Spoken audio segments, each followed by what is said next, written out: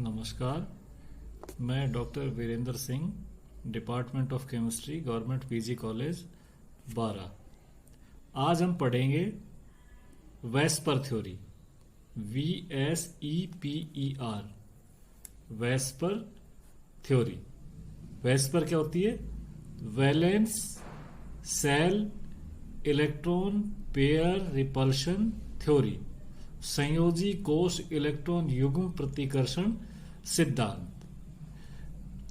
इसमें क्या बताया?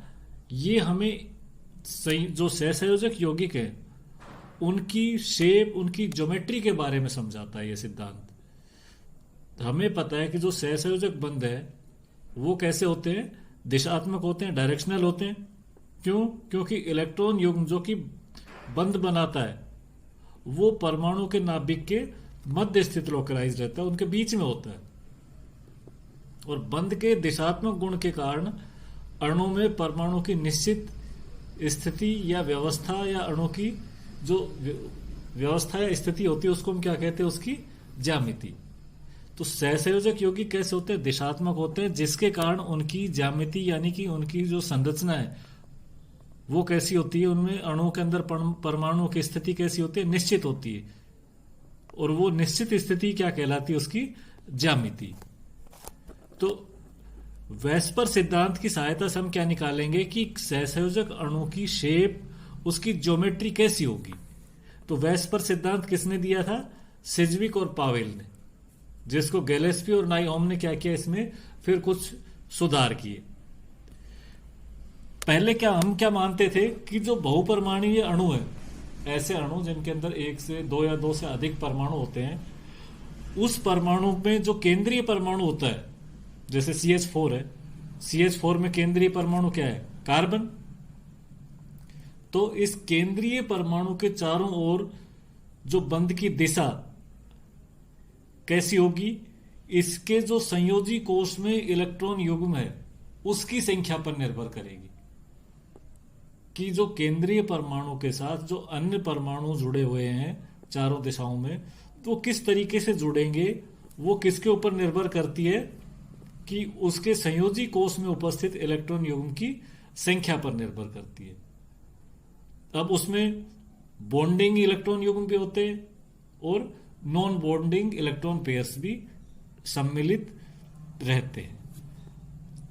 3 डायमेंशनल में ये इलेक्ट्रॉन युग्म उस स्थान पर स्थित रहेगा जिससे इसके मध्य प्रतिकर्षण सबसे कम हो। जो केंद्रीय परमाणु के चारों ओर जो बॉन्डिंग और नॉन बॉन्डिंग इलेक्ट्रॉन युग्म है, इलेक्ट्रॉन पेयर्स हैं, वो इस तरीके से व्यवस्थित रहते हैं जिससे कि उनमें रिपल्शन, प्रतिकर्षण क्या हो? कम से कम हो। जितना कम प्रतिकर्षण होगा उस अणु का स्थायित्व उतना ही अधिक होगा। अब इसी में नेक्स्ट है हमारा कि वेस्पर सिद्धांत के मुख्य बिंदु कि मेन पोस्टुलेट्स क्या क्या है, अभिग्राहिता क्या क्या है वेस्पर सिद्धांत की।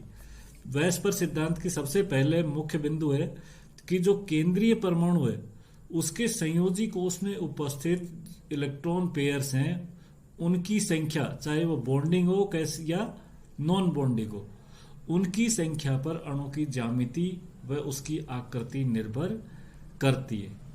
यानी कि क्या कहा उसने कि अणु की जो ज्यामिति है, ज्योमेट्री है या शेप है, वो किसके ऊपर निर्भर करेगी?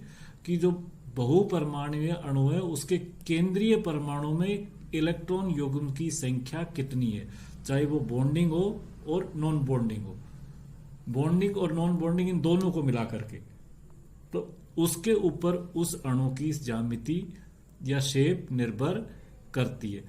केंद्रीय परमाणु के चारों ओर इलेक्ट्रॉन युग्म की व्यवस्था के आधार पर ज्यामिति या निम्न प्रकार हो सकती है। अगर केंद्रीय परमाणु में इलेक्ट्रॉन युग्म कितने हैं? 2।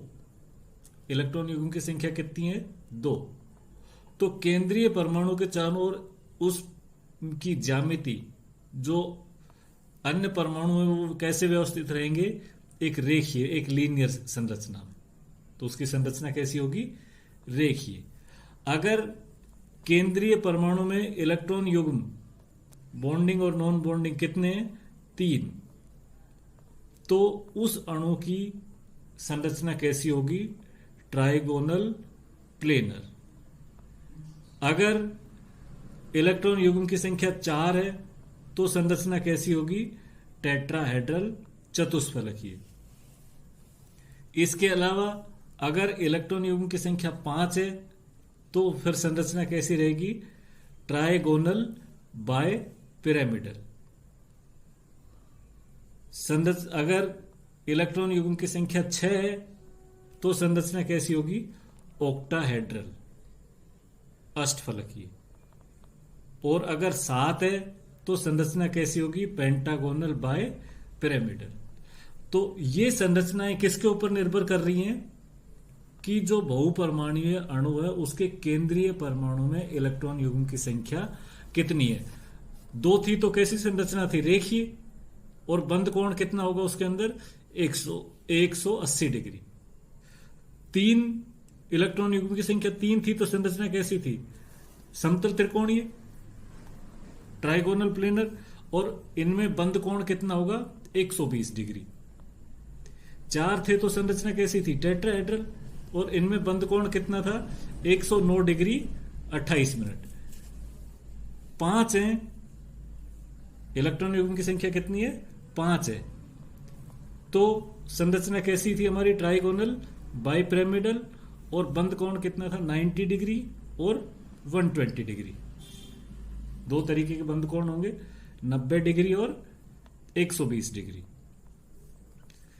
6 इलेक्ट्रॉन युग्म की संख्या थी केंद्रीय परमाणु पर तो संरचना कैसी होगी हमारी? ऑक्टाहेड्रल अष्टफलकीय। और बंद कोण का मान कितना होगा इसमें? 90 डिग्री। सारे बंद कोण कितने होंगे? 90 डिग्री के। 7 है तो संरचना कैसी होगी हमारी? Pentagonal bipyramidal. कैसी है? Pentagonal bipyramidal.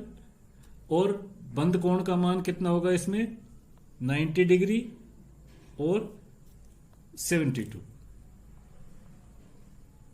ठीक। तो ये मेन इसकी अभिग्राहित, मेन इसका मुख्य बिंदु है। दूसरा पॉइंट क्या है इसमें? कि केंद्रीय परमाणु के आसपास के इलेक्ट्रॉन युग्म एक दूसरे को प्रतिकर्षित करते हैं क्योंकि उनके कक्षक इलेक्ट्रॉन घनत्व ऋणावेशित होते हैं। तो केंद्रीय परमाणु के चारों तरफ बॉन्डिंग और नॉन बॉन्डिंग इलेक्ट्रॉन युग्म होंगे, वो क्या करेंगे? एक दूसरे को रिपेल करेंगे, प्रतिकर्षित करेंगे। तीसरा पॉइंट उसने क्या बताया उन्होंने? कि यदि केंद्रीय परमाणु में संयोजकता कोश को एक गोले की तरह समझा जाए तो इलेक्ट्रॉन युग्म एक गोलाकार क्षेत्र में एक दूसरे से अधिकतम दूरी पर लोकलाइज्ड रहता है। चौथा क्या बताया? कि 2 बॉन्ड पेयर्स या 2 लोन पेयर्स और एक लोन पेयर और एक बॉन्ड पेयर के बीच में जो रिपल्शन होता है, क्या होगा? इनके बीच में जो प्रतिकर्षण होता है इन इलेक्ट्रॉन युग्म के बीच में, वो अलग अलग होता है। उसने क्या कहा कि सबसे ज्यादा प्रतिकर्षण किन किन के बीच होगा? लोन पेयर के बीच में। अबंधी इलेक्ट्रॉन युग्म, अबंधी इलेक्ट्रॉन युग्म। उससे कम प्रतिकर्षण किसके बीच में होगा? लोन पेयर बॉन्ड पेयर के बीच में। और सबसे कम प्रतिकर्षण किसके बीच में होता है? बॉन्ड पेयर के बीच में। तो गैलेस्पी और नाइओम ने यह धारणा दी कि जो इनमें जो 2 बॉन्ड पेयर हो या 2 लोन पेयर हो या एक लोन पेयर बॉन्ड पेयर हो, उनके बीच में जो प्रतिकर्षण होता है वो कैसा होता है? अलग अलग होता है। गैलेस्पी और नाइओम ने क्या कहा कि जो बॉन्ड पेयर्स है, तो बॉन्ड पेयर के इलेक्ट्रॉन तो 2 परमाणुओं के बीच साझेदारी करते हैं। 2 परमाणुओं के बीच बॉन्ड पेयर्स की तो क्या होगी? साझेदारी होगी। जबकि लोन पेयर वो कैसा होता है? केवल केंद्रीय परमाणु पर होता है, केवल केंद्रीय परमाणु के प्रभाव में रहता है, जिसके कारण जो लोन पेयर है उसका इलेक्ट्रॉन ज्यादा फैला रहता है और ज्यादा जगह घेरता है, जिसके कारण लोन पेयर में प्रतिकर्षण क्या होता है? ज्यादा होता है बजाय किसके? बॉन्ड पेयर के।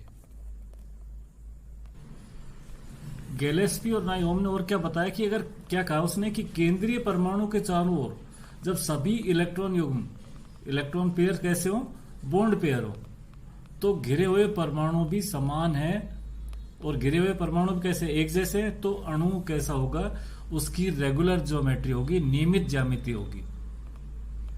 अगर इलेक्ट्रॉन युग्म की संख्या है और घिरे हुए इलेक्ट्रॉन भी एक जैसे, तो हमेशा उसकी संरचना कैसी होगी, रेखीय होगी। इलेक्ट्रॉन युग्म 2 हैं तो उसकी हमेशा संरचना रेगुलर संरचना कैसी होगी, और सारे कैसे हैं, उसमें बॉन्ड पेयर है, कोई लोन पेयर नहीं है, तो उस रेगुलर संरचना होगी कैसी, ट्राइगोनल प्लेनर।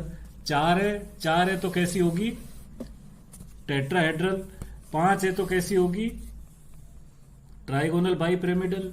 6 है तो कैसी होगी, ऑक्टाहेड्रल। कैसी होगी वो, ऑक्टाहेड्रल। इस तरीके से कैसी संरचना होगी उनकी, रेगुलर संरचना होगी। लेकिन अगर यदि केंद्रीय परमाणु के चारों ओर बॉन्ड पेयर के साथ साथ क्या है, लोन पेयर भी उपस्थित है, तो इलेक्ट्रॉन पेयर्स के बीच जो प्रतिकर्षण होगा वो समान नहीं होगा। कैसा होगा, असमान होगा, जिससे अणु की ज्यामिति है वो रेगुलर नहीं होगी। कैसी हो जाएगी, डिस्टॉर्टेड हो जाएगी, अनियमित हो जाएगी, विकृत हो जाएगी। उसकी ज्यामिति कैसी हो जाएगी, विकृत हो जाएगी। तीसरा यहां पर ध्यान देने की बात क्या है कि वेस्पर सिद्धांत लागू करने का मुख्य उद्देश्य यह है कि जो मल्टीपल बॉन्ड है उनको एकल बंद युग्म ही मानते हैं। जैसे ये मल्टीपल बॉन्ड है लेकिन एक बंद युग्म ही है, 2 3 बंद युग्म है। इसमें ये 2 बंद है लेकिन एक ही बंद युग्म मानेंगे, और एक ही यानी कि 2 बंदीय युग्म है इसमें। अब कि अणु के अंदर जो बंद कोण होता है उसको कौन कौन से फैक्टर प्रभावित करते हैं, तो एक तो क्या है, संकरण, उस अणु का संकरण। एस लक्षण बढ़ने पर बंद कोण का मान भी क्या हो जाता है, बढ़ता जाता है। जैसे sp3 में सबसे कम एस लक्षण है 25% है, तो बंद कोण कितना होता है, 109 डिग्री 28 मिनट। sp2 में एस लक्षण कितने हैं, 25 से बढ़कर 33.3% हो गए, तो बंद कोण बढ़ गया, कितना होता है इसमें, 120 डिग्री। sp में एस लक्षण कितने हैं, 50%, तो बंद कोण कितना होता है इसमें, 180 डिग्री। यानी कि बंद कोण है वो एस लक्षण के क्या होता है, समानुपाती होता है। एस लक्षण बढ़ने पर बंद कोण का मान भी क्या होता है, बढ़ता जाता है। दूसरा लोन पेयर, जब लोन पेयर बढ़ेंगे किसी अणु में केंद्रीय परमाणु के ऊपर, तो लोन पेयर की संख्या बढ़ने पर बंद कोण का मान क्या होता है, घटता जाता है। जैसे CH4 में कोई लोन पेयर नहीं है तो बंद कोण कितना है, 109 डिग्री। NH3 में नाइट्रोजन पर एक बंद कोण है, लोन पेयर एक है। लोन पेयर एक है तो यहां पर बंद कोणों का मान 109 से घट के कितना हो गया, 107। यहां पर लोन पेयर कितने हैं H2O में, 2, तो बंद कोण कितना हो गया, 104। तो यानी कि बंद कोण और लोन पेयर एक दूसरे के क्या होते हैं, इनवर्सली प्रोपोर्शनल होते हैं, व्युत्क्रमानुपाती होते हैं। तीसरा है केंद्रीय परमाणु, उसकी विद्युत ऋणता। अगर केंद्रीय परमाणु की विद्युत ऋणता बढ़ती है तो बंद कोण का मान भी क्या होगा, बढ़ेगा, क्योंकि केंद्रीय परमाणु की, जैसे ये है H2O में और H2S में ऑक्सीजन की विद्युत ऋणता सल्फर से ज्यादा है, तो ये बंद के इलेक्ट्रॉन किसकी तरफ आएंगे, ऑक्सीजन की तरफ। तो इलेक्ट्रॉन पास पास आएंगे तो इनमें क्या होगा, प्रतिकर्षण होगा, और प्रतिकर्षण होगा तो बंद कोण का मान क्या होगा, बढ़ता जाएगा। तो केंद्रीय परमाणु की विद्युत ऋणता बढ़ने पर बंद कोण का मान क्या होता है, बढ़ता जाता है। साइड एटम्स की विद्युत ऋणता बढ़ेगी तो इलेक्ट्रॉन्स हैं, बंद के इलेक्ट्रॉन साइड एटम की तरफ आएंगे। यहां जितने ज्यादा पास होंगे तो ये, अगर ऑक्सीजन इस केंद्रीय परमाणु की विद्युत ऋणता ज्यादा है तो बंद के इलेक्ट्रॉन ऊपर की तरफ इसकी तरफ आएंगे, और उनके बीच में क्या होगा, पास पास आएंगे तो प्रतिकर्षण ज्यादा होगा। लेकिन अगर इसकी विद्युत ऋणता ज्यादा है तो बंद के इलेक्ट्रॉन किधर आ जाएंगे, इसकी तरफ आएंगे, इसकी तरफ आएंगे तो इनके बीच में यहां पर प्रतिकर्षण क्या होगा, कम होगा, और ये बंद कोण कम हो जाएगा। तो साइड परमाणु की विद्युत ऋणता बढ़ने पर बंद कोण का मान क्या होता है, घटता है। लेकिन अगर इनका आकार बढ़ता है, जितना ज्यादा आकार होगा तो एक दूसरे को प्रतिकर्षित करेंगे और बंद कोण का मान क्या होगा, बढ़ता जाएगा। तो ये फैक्टर्स थे जो किसको प्रभावित कर रहे थे, बंद कोण को। तो ये थी हमारी वेस्पर थ्योरी। Thank you.